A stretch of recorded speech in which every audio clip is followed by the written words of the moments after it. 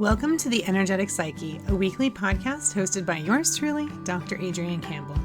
This week for episode 45, I have Minh Trần joining me to share about how his experience as a Saigon-born, Orange County-raised Vietnamese man has influenced his doctoral research dissertation on the Vietnamese shamanic-like mother goddesses tradition, the Đạo Mẫu Tứ Phủ, and the unique presentation style he uses, infusing intellectual material with the performing arts.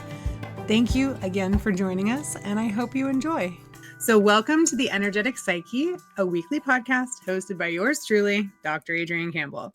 This week for episode 45, I have Minh Trần joining me to share about how his experience as a Saigon-born, Orange County-raised Vietnamese man has influenced his doctoral research dissertation on the Vietnamese shamanic mother goddesses tradition, the Đạo Mẫu Tứ Phủ, and the unique presentation style he uses, infusing intellectual material with the performing arts. So here's a little bit about Minh. Minh Trần is a licensed marriage and family therapist. He's a PhD candidate. As I mentioned, Saigon-born, Orange County-raised, depth-informed psychotherapist. He's a social artist, digital nomad, and researcher of Vietnamese spiritual healing practices and mythology. Between his master's in counseling psychology and his PhD in depth psychology programs at Pacifica Graduate Institute, Minh has completed the year-long postgraduate psychedelic-assisted therapies and research program at the California Institute of Integral Studies. Aside from seeing patients online while traveling the world, Minh is wrapping up his dissertation on the Vietnamese shamanic-like mother goddesses tradition, the Đạo Mẫu Tứ Phủ.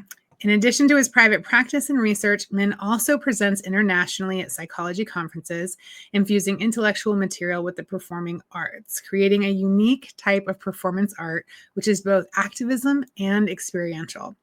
So Minh, thank you so much for joining me. I'm so glad to have you here today. Me too. Nice to hear your voice and see you. I forget how podcasty your voice sounds. So I can give you a compliment one. I've heard that a few times since I've been doing this, and I'm always like, really? Okay, cool. At least no one said, you have a face for radio. So that's good.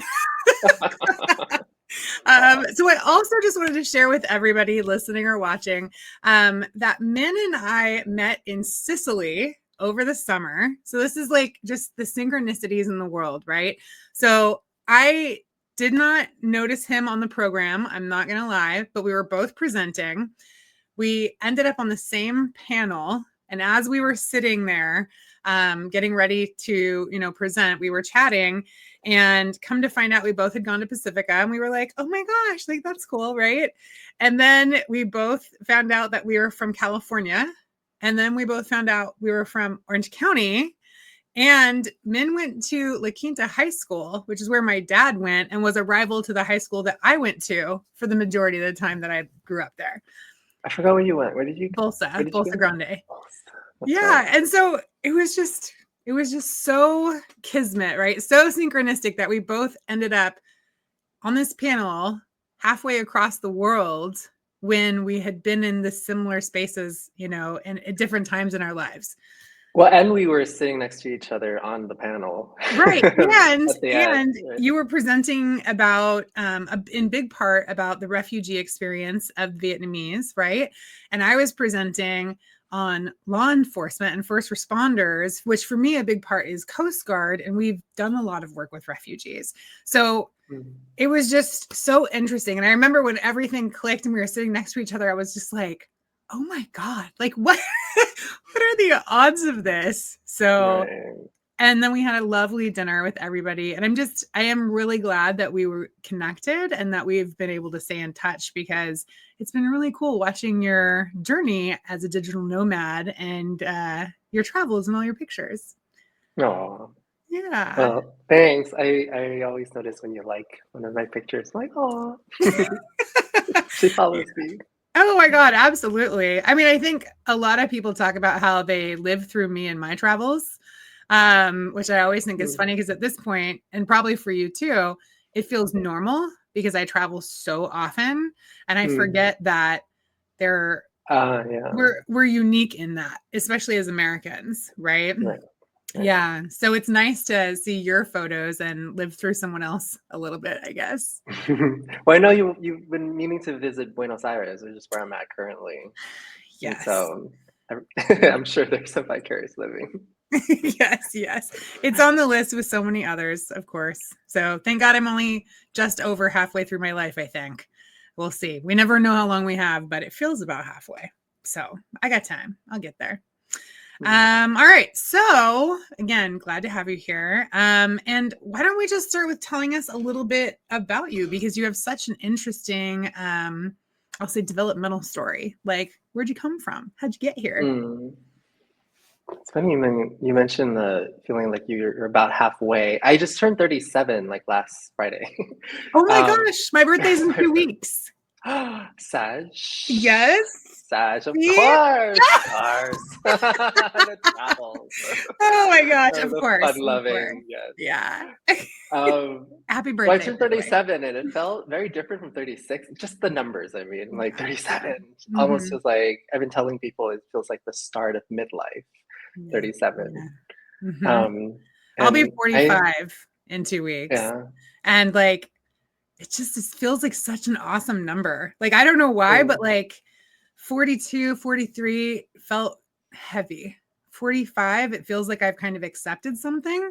And like, yeah, like I'm in midlife now, which is wild, right? But welcome to the beginning of the other side. And it started in Saigon, like you mentioned in my bio. I was born there, and we were the last, the family and I, we were the last of the boat people during that saga. So Saigon fell in 75, and they didn't close the gates until 89, towards the end of 89.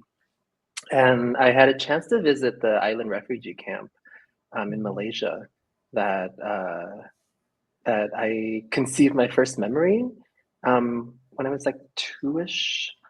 And so we were some of the last. My parents were like, we probably wouldn't have undertaken the journey if we knew the statistics. They don't quite know yet how many people died at sea, but it was anywhere between 2 to 4 million. It's a lot. It's a lot. And, you know, and I think I shared this with you. Oh gosh, I'm going to cry so early in this episode. But like, one of the things in the Coast Guard that was hard for me was working with refugees, because it's just a heart pull.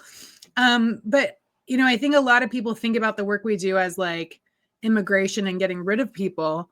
But honestly, a lot of it was life-saving, because so many end up in such precarious situations. I mean, the Coast Guard, you know, you guys took a boat, but there's a lot of people who come over in containers on ships. And so when we can find them, you know, we can help them actually survive, because the crossing is very dangerous.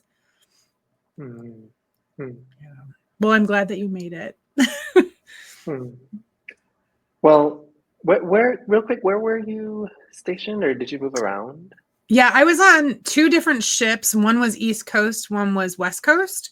So the majority of the refugee work we did was more immigration versus refugee, but it was Haitians. That was the large majority on the East Coast is what we did.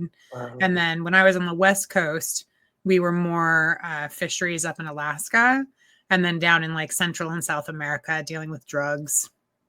So, I mean, some refugee moments for sure, but not as many as on the East Coast. Right. Yeah. Well, the refugee story is such a big part of my history, and most of it, I mean, all of it was like pre-verbal. Most of it was pre-verbal. I only have that one memory. And actually, no, a second memory came back when I visited the island this year, on one of their beaches. But it's something that I definitely infuse into my show presentations, as I call them, my musical lectures that I'll talk about a little later. And then so you were only 2 years old, is that right? 17 months old when we left. Goodness. And we were on the island for like, it was close to a couple of years, which is pretty long, I was told, pretty long. And so we arrived in the US when I was four-ish. And yeah, we arrived in Orange County, which is where some extended family were at. Mm-hmm. And so I grew up in Orange County in California, and was in and around the little Saigon area too, which I know, as you know, we had shared. You were there around there. Yeah. Like Brookhurst and Westminster was like my major cross streets a good majority of my life. Yeah. Which, by the way, the Target is still there. I know they had closed. I was there earlier this year. Is it really?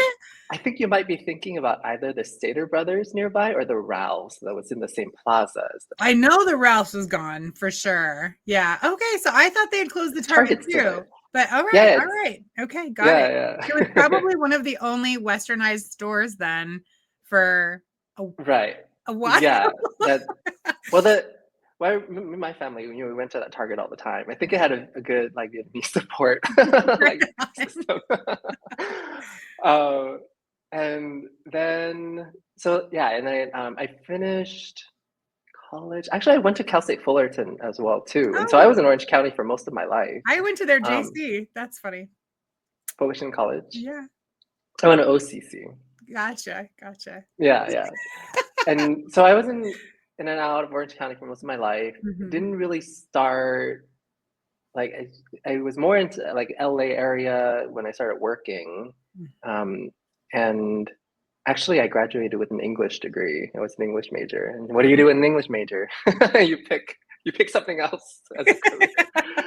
So I fell into social work, kind of work. I mean, I was never able to call myself a social worker because I don't have a social work degree, but I worked alongside social workers, BSWs, MSWs, working with the Vietnamese community for the most part too, in like HIV, harm reduction, substance abuse prevention, running groups, and did a lot of outreach and testing, went to like sex parties to do testing, pitch a tent in the backyard kind of thing. It was really interesting work for quite some time. Yeah, this nonprofit. And was really able to utilize my Vietnamese.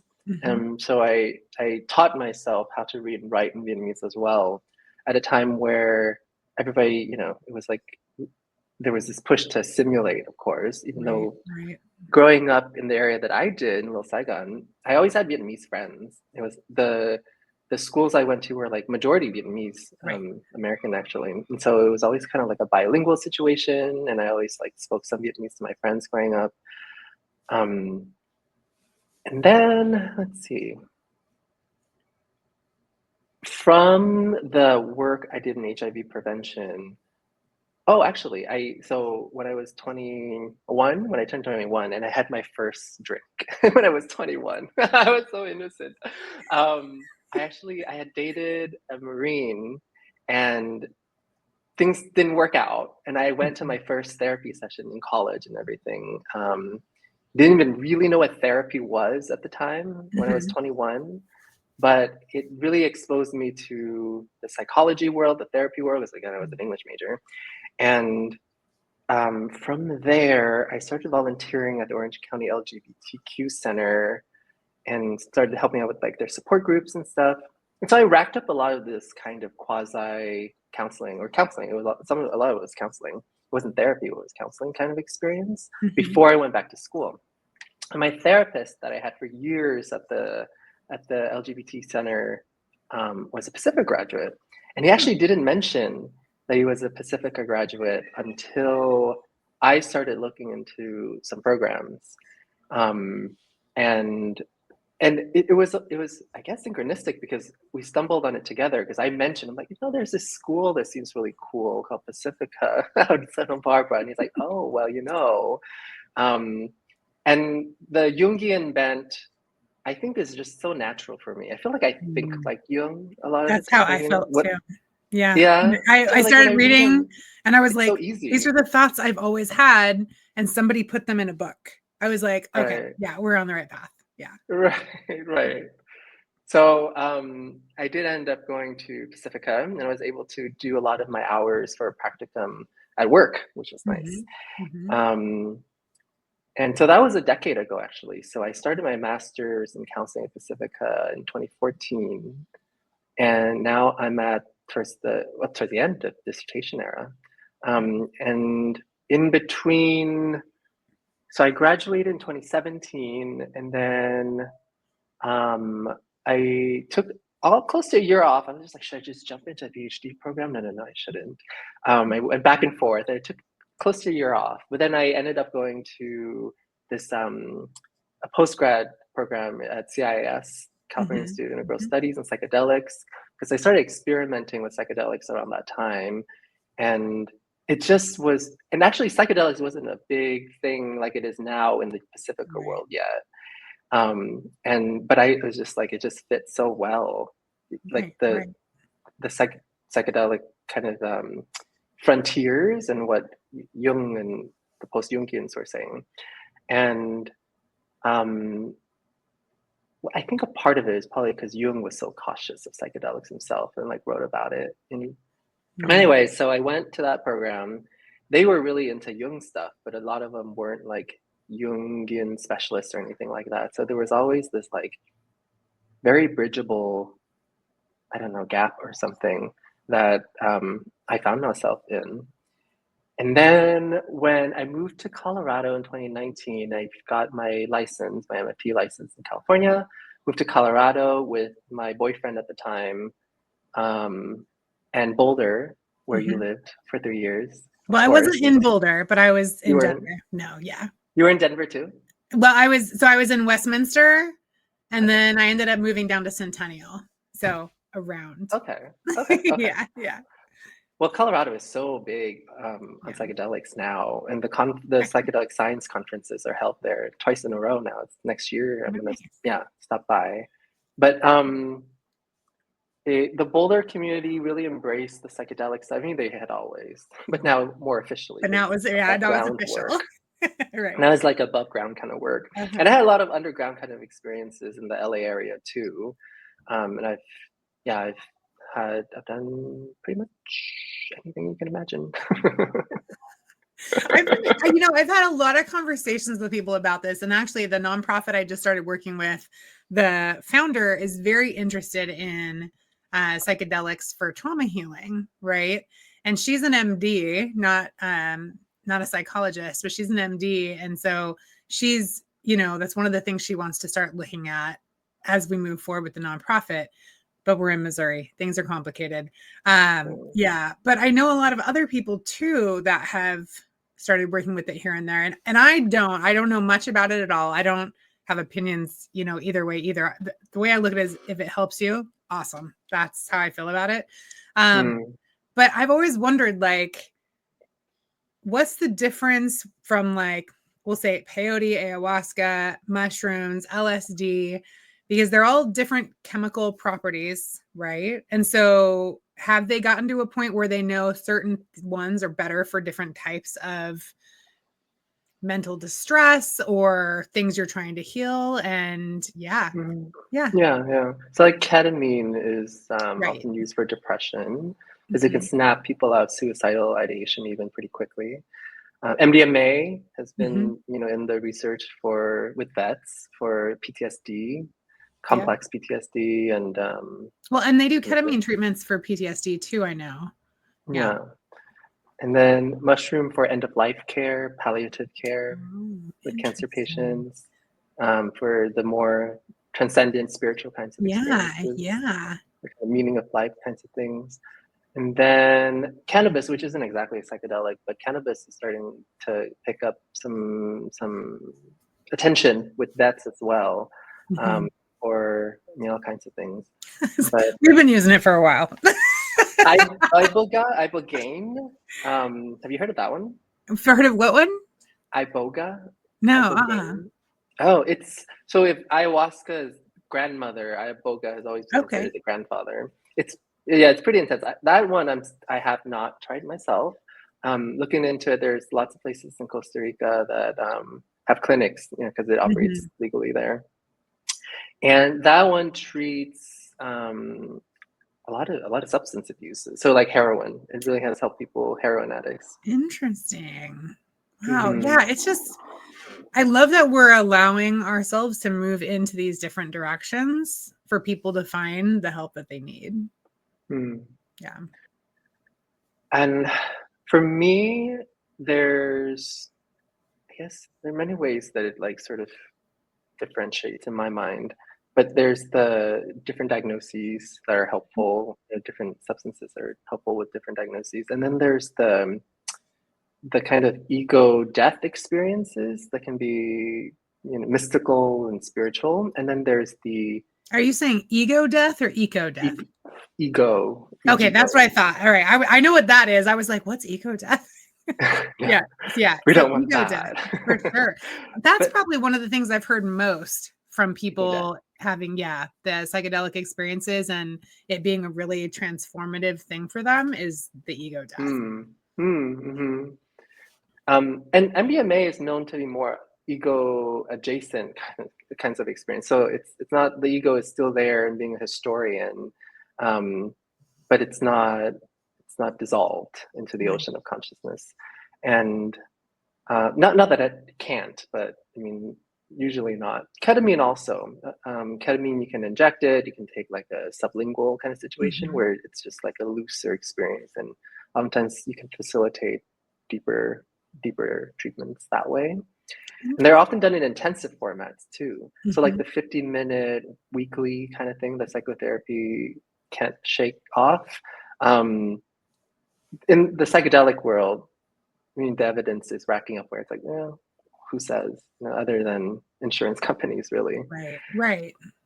So then I went back to Pacifica in the fall of 2019, because, honestly, like it was just, I was on a panel. It was like at some Pacifica event, they had invited me to speak as an alum. And it was sort of like one of those, I don't even know what to call it, but I was there and I was speaking and I was hearing people, but at the same time, it was almost like, and this is how I imagine the oral defense to be like, where it was almost like there were the ancestors and the deities in the audience as well. And they were telling me that like, go back to Pacifica and do this thing that's so tied to your ancestry. And no, I'm getting a little choked up, but it's so tied to your ancestry and your deepest loves. I've always had and my parents and my family never really got it, but like we like risked everything to escape Vietnam. Why do you keep wanting to go back? And I could never explain it until I guess I can articulate it better these days, but it was just something that it just felt deep in my soul, this connection to the motherland. And my love for Jungian psychology, psychotherapy, healing practices, and it all just comes together with the work I've been doing with the dissertation, which has been really wonderful. Every time I sit down to write my chapters, like the tears just come. I feel this. I mean, and honestly, like I think that's one of the things about doing a PhD at Pacifica that is so different, is that for so many of us, we're doing soul work. Like, it's not like, what's something you're interested in, or go pick a question to solve for the world. It's literally like, I mean, we're encouraged to, what is your soul being called to? And so the work we do is so different because it's meaningful for us, not just the world. But because it's meaningful for us, it is meaningful for the world. That's exactly what I was just thinking. I mean, the presentation that I did where we met, I mean, a thread in it is the hero's journey, or a revamp of the hero's journey. And that's what it's all about, right? It's about the hero going in on his or her or their journey, and then coming back into the world with something. And I've always experienced it as like, yes, it is my deepest calling, but it's almost like the world needs it too. Because that's how it works. I mean, like we all have we're all unique souls, but we're all in this big ocean together. We're all connected. And the things that feed and heal us by reflection end up feeding and healing all that we're connected to. Right. And so the Vietnamese are at root matriarchal, matrilineal. And so the mother goddesses goes all the way back to the beginning. It's like, it's our version of Judaism for the Israelites. or the Vedic traditions for the Indo-Aryans. And it's to kind of speak a little bit about it. I mean, so there's the mother goddesses, and then there's the pantheon of it all. There's all these other deities some are male deities as well too. But there's that kind of spiritual truth that like you hear almost in almost every tradition, where the one is the many is the one. So the different expressions of the mother goddess is also the enumerated deities. And the feminine tradition, the feminine archetype is definitely emphasized in this tradition.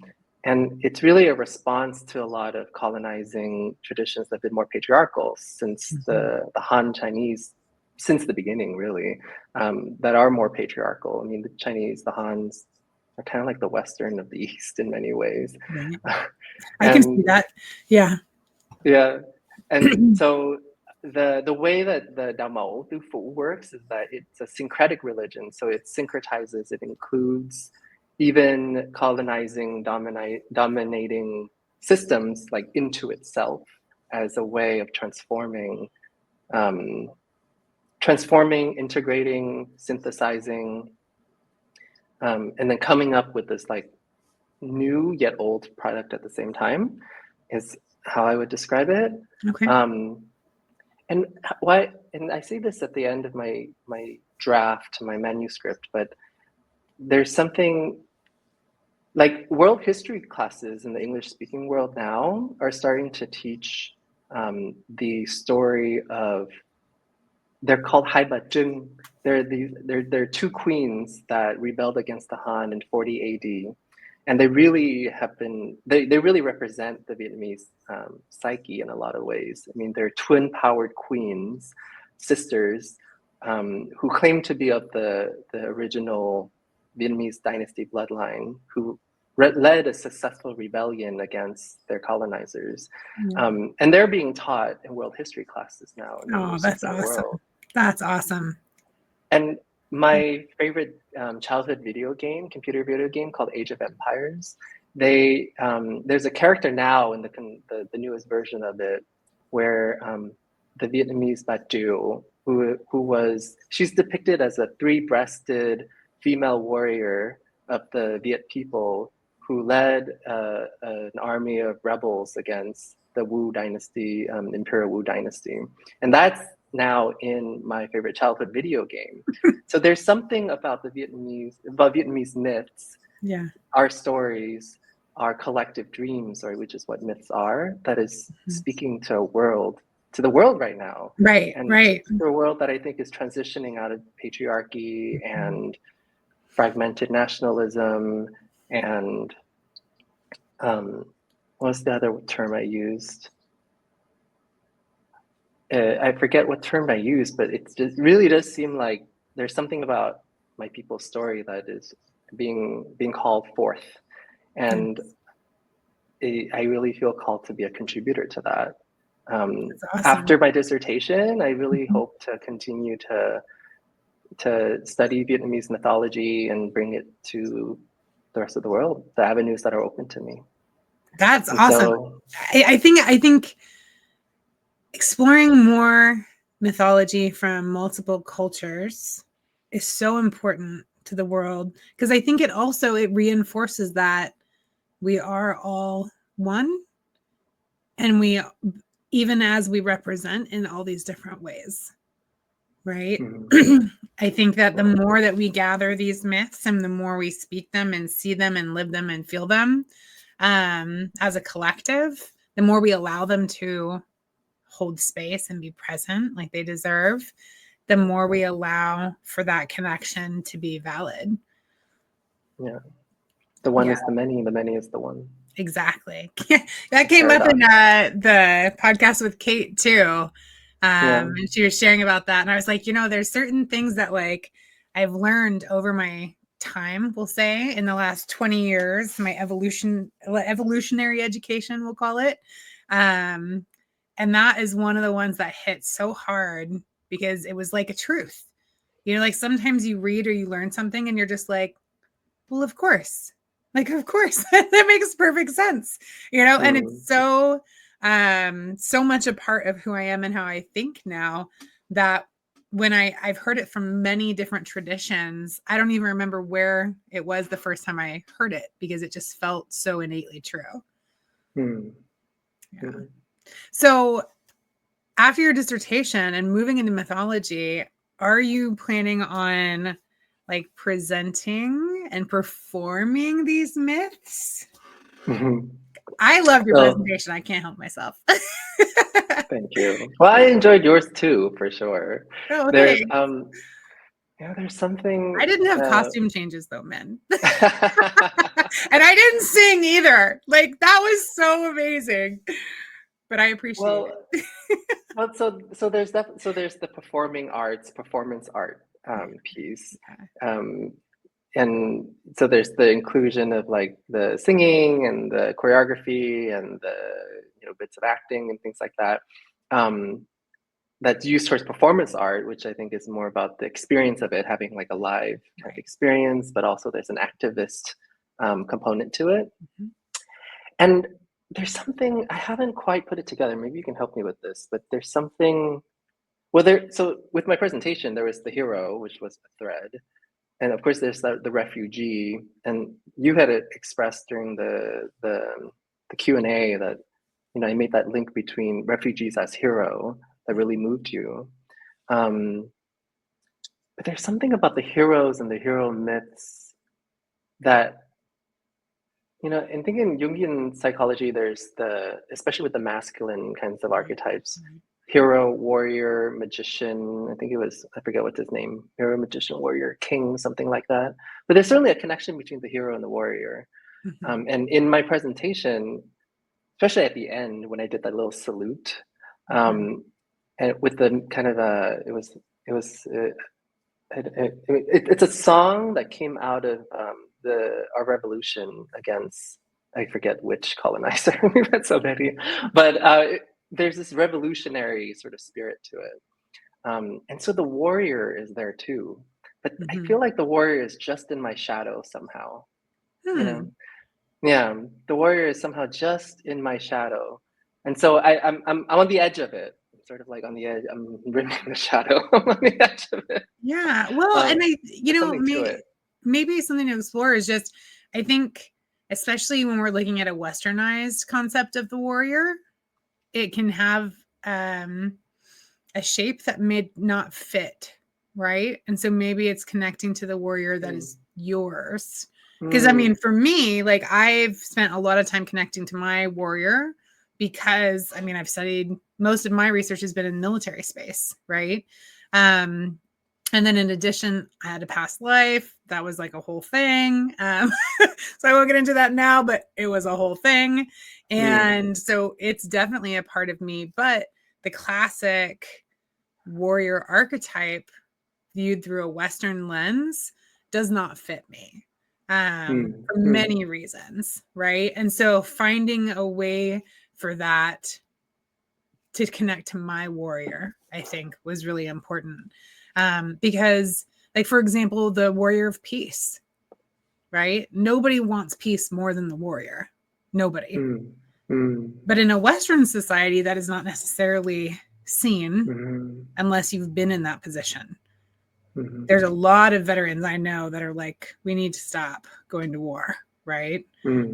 Not all, but a lot. Whereas the Western image of the warrior, I think, often involves this like bloodthirsty, over testosterone filled, shoot 'em up type of image. And I don't connect with that at all, even though I would absolutely consider myself a warrior. So finding the image. And for me, it was about really studying the different myths and imagery around warriors around the world. And that's how I found like the warriors of light, warriors of peace, the warriors who are trained to fight, but the last thing that they ever are trained to do is fight, if that makes sense. right? Mm-hmm, So like just mm-hmm, exploring mm-hmm. those different myths, and allowing the image to shift and change and become this much bigger thing that allows for more space, Yeah. is what allowed me to connect. Oh, that's so cool. I had always in my master's when I was in various nonprofits and working for a very low pay, and people weren't supervisors and folks weren't very akin or kind, even knowing that I was into Jung. It's too woo woo, for certain Oh, you're circles. one of those people. Right. Yeah. Great. Well, we actually study psychology. You have fun over there. And so I had this guiding archetypal image of being the undercover agent, and that's something that resonates with me as a kind of warrior. Yes. I remember there was that book you had asked me about, the one with the communist double agent. Yes. Yeah. Did you ever No, find I it? Like, on haven't the gotten around show? to reading it. No, not yet. And I haven't gone around to watching the show yet either. I really want to. It's There's a out. show too? It turned Oh. into a TV show. Yeah, I know. Hmm. And they have a sequel to it out now too. But What was it that called? image is always Remind me. the sympathizer. Okay. Thank you. The sympathizer. And it won not the Nobel, the other one, the Pulitzer in 2015. And the kind of undercover agent was a guiding archetypal image that I had that really helped me when I was in these, situations where the notes had to be very CBT. And so I learned to speak that language. I spoke in codes. I learned to speak the code, but still did my thing anyway. It's like I was facilitating insight using images and symbols. Right. See, and that's where I am concerned, because I'm going into a master's program next year that is not Jungian based. And I really struggled with it for a little while, because I'm like, I don't want them coming after my Jung. like this is like my images or my heart soul, and this and the other. And then I finally was like, it's fine. Let's just go learn the way that they do it, and then we will synergize, right? We'll bring things together and make our own thing. Yeah. Well, the super uber clinical stuff, I found a way where that inspired me too. My father, who's passed now, he passed in 2020. That's not COVID related, but it's like, it really is like Simba, like he lives through me kind of experience.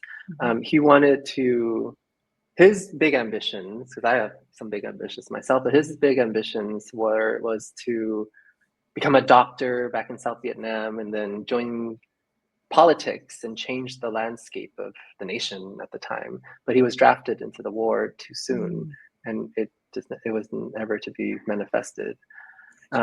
He was very proud at the end that he had a son who was working in the clinical field and out there helping people and shit.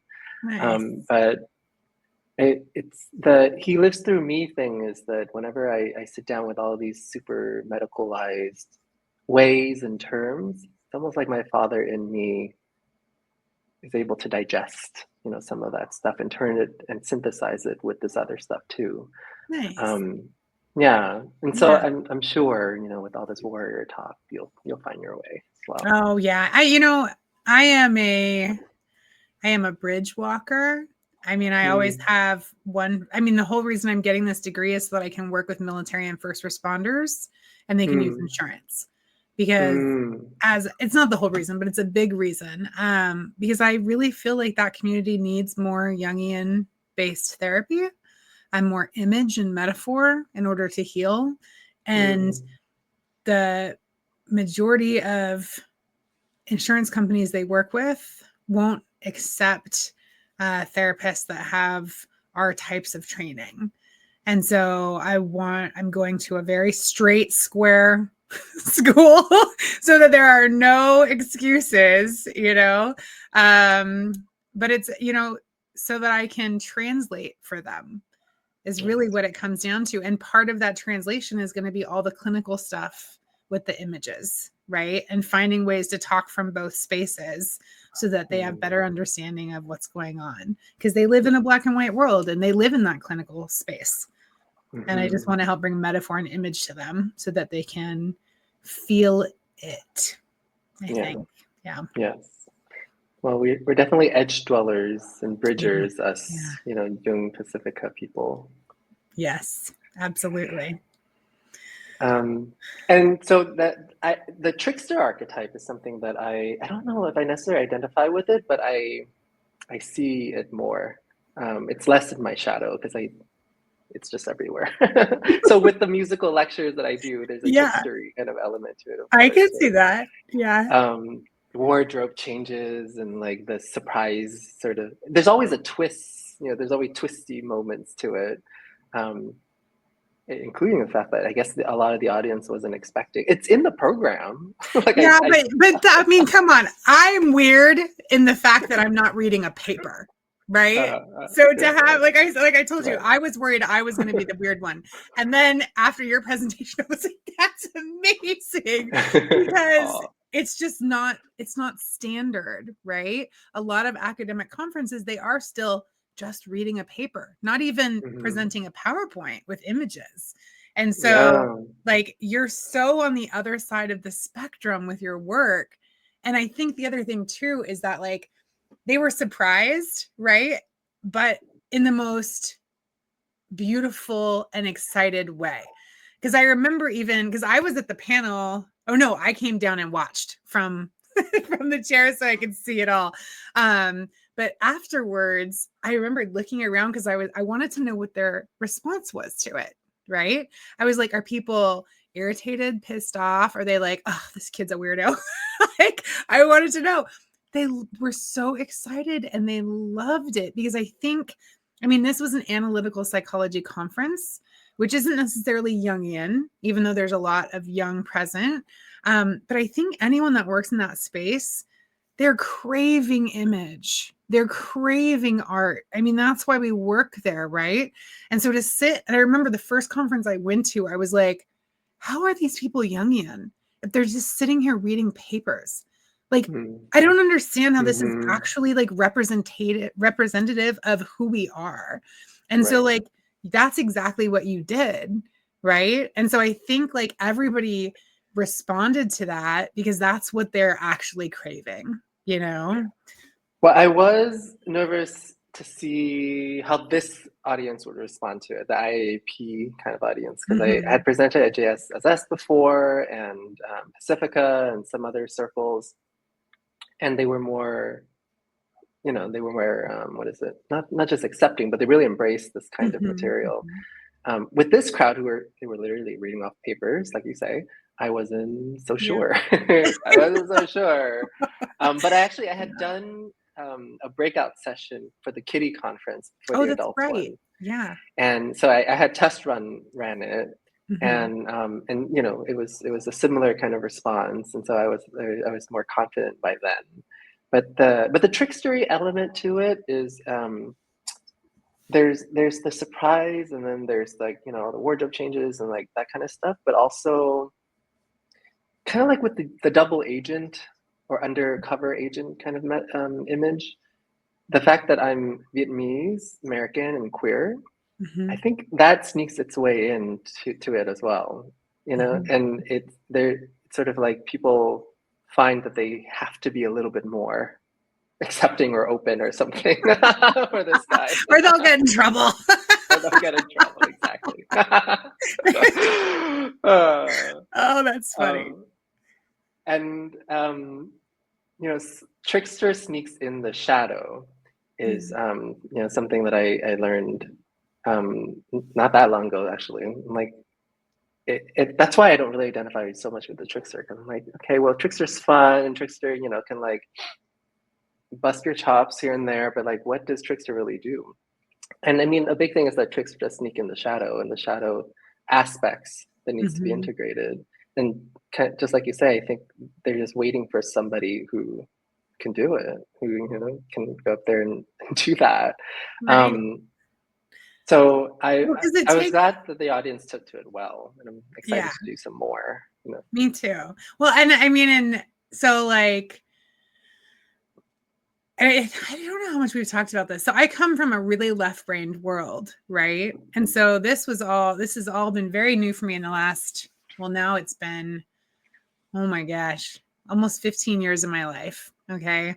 So I can't really say this is new to me anymore. But like when I first went to Pacifica, I thought almost everything was weird. Like, this is the weirdest thing. Like conversations I'd have with people, I'd be like, that was weird. I can't believe we just talked about that. And so like at this point, things are still new. I had never seen a presentation like yours in my life. Not ever, not once.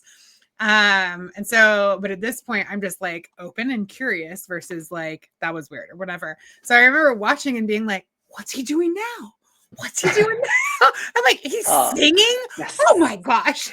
Like, I was just like so excited. And then I'd be like, I wonder, do we another costume change? Fuck yeah, this is so cool.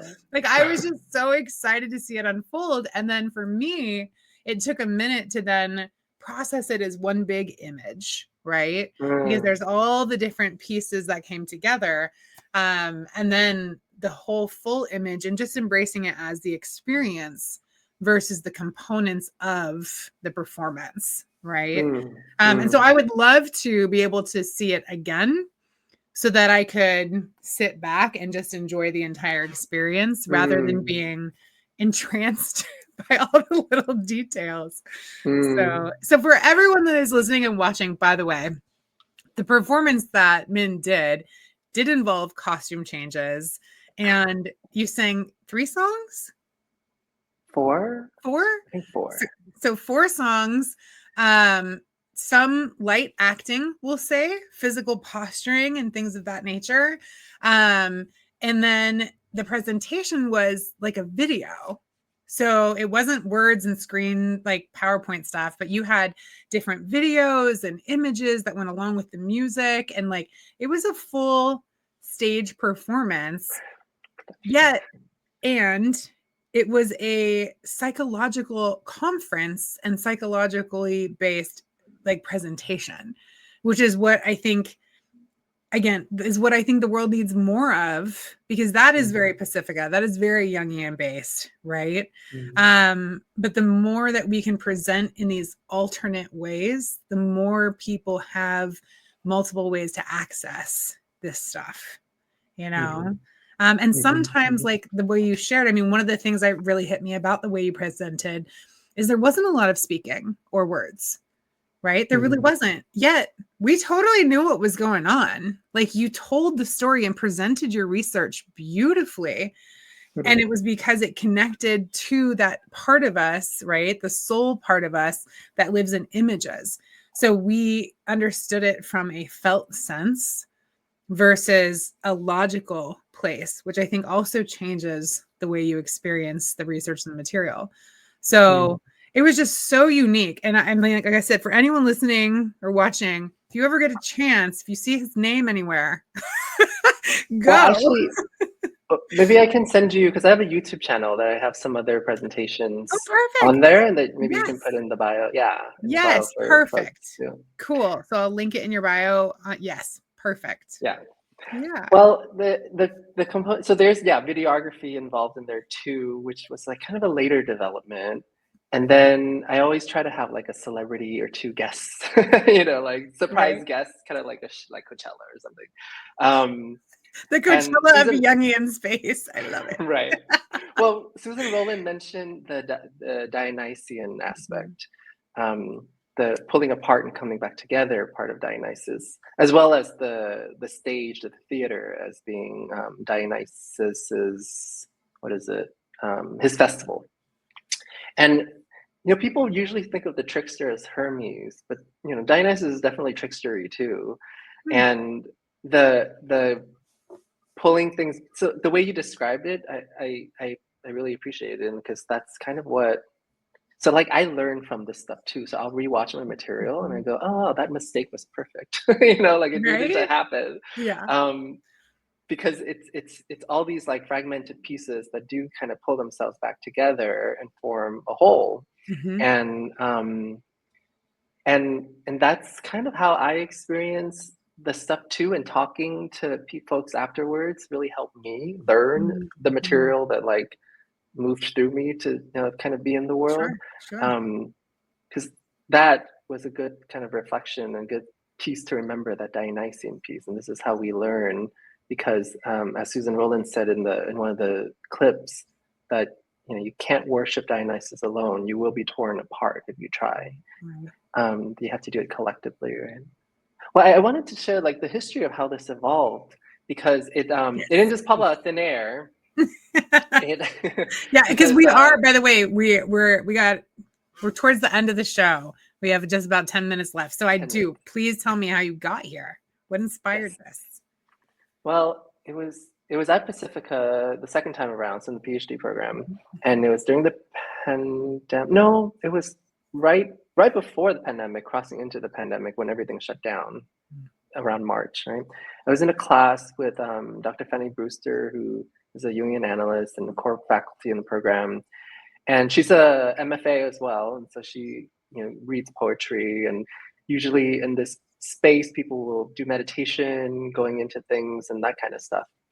So it came from that, you know, that there's the intellectual theoretical material that you can talk about, read off a piece of paper, but then you can infuse it with some of these other ways of digesting the material. And she had encouraged us for one of her classes to get artsy, to get creative with it. And so some people were reading poetry, some people were doing guided meditation or incorporating that kind of stuff.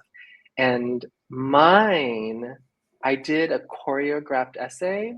So it was at the gym one day. I was working out and I was in front of the mirror, I was stretching.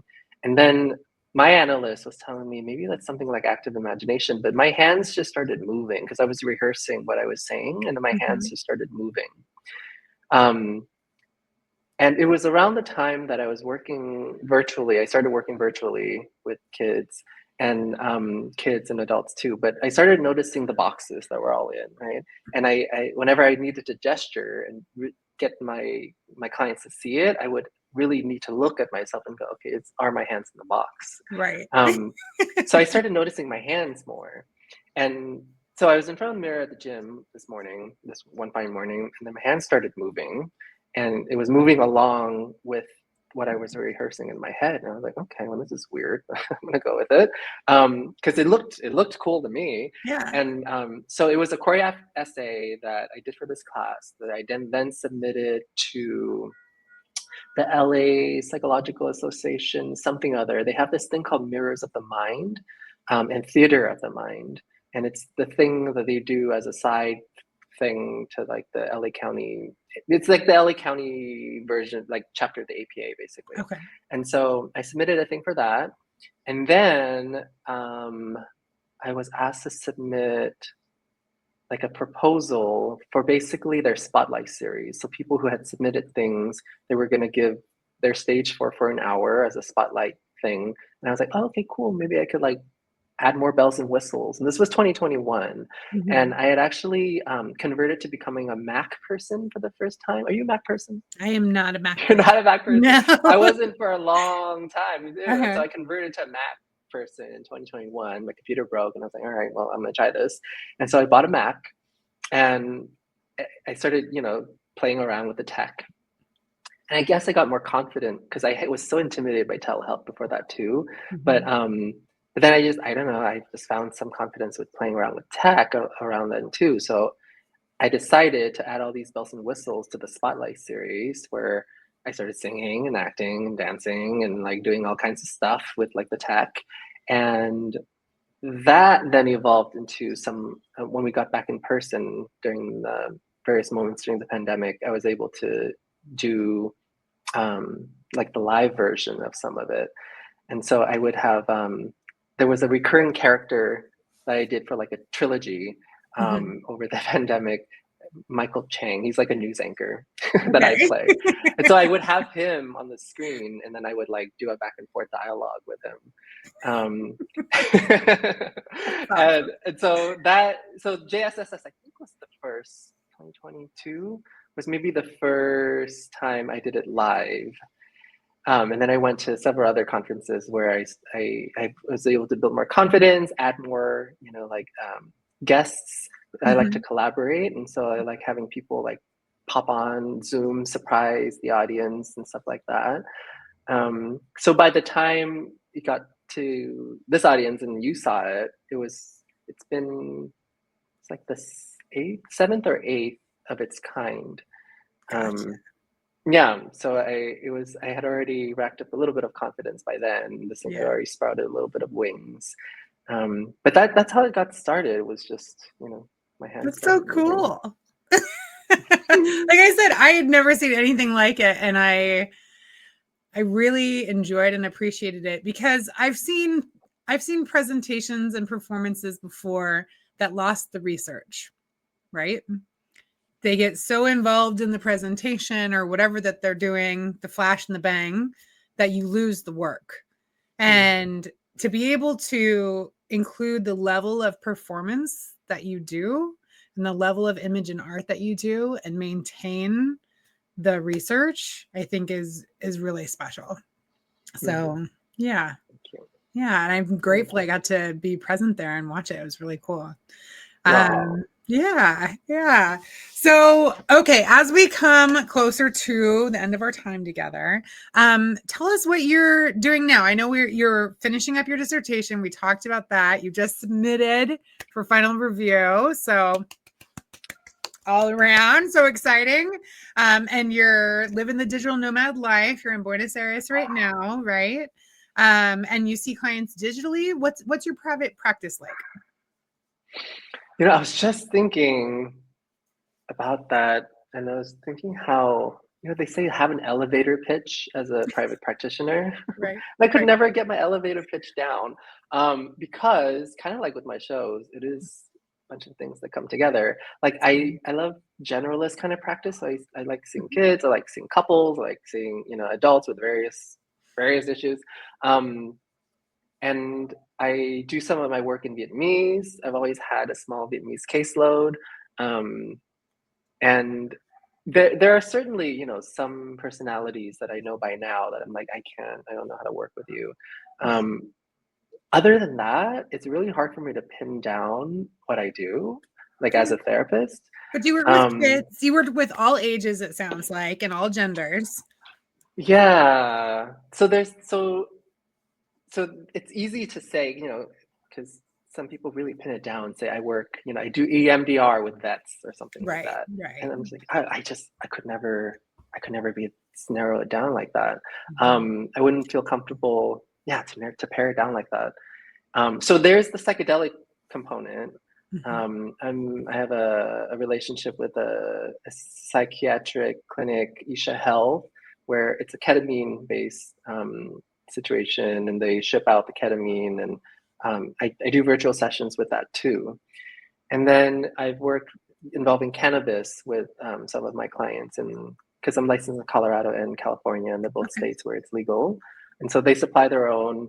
They do it during the session, and I kind of guide them through a session. So there's that niche, and there's always the depth psychology component, which is, in terms of theoretic orientation, depth psychology, psychodynamics, including object relations, like that's my core, it's my go-to.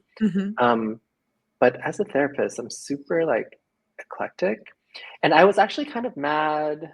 I was a little mad or something that by the time I got to the PhD program, it had converted into integrative therapy and healing practices from a PhD in psychotherapy, in depth psychotherapy. I was like, well, I wanted to focus on this thing. But now I see it. Now I see why, because it is, I'm so integrative. I include so many different things. Yeah. That's why. Yeah. This is why the universe dropped me here. Okay, fine, I get it. Exactly. So I've accepted that. I hated the MFT thing before too, but now I really embrace it. And I like that it's marriage and family therapist, because of the and. Like I try not to drop it, because it's like, well, I'll keep the and, because that's what it's about.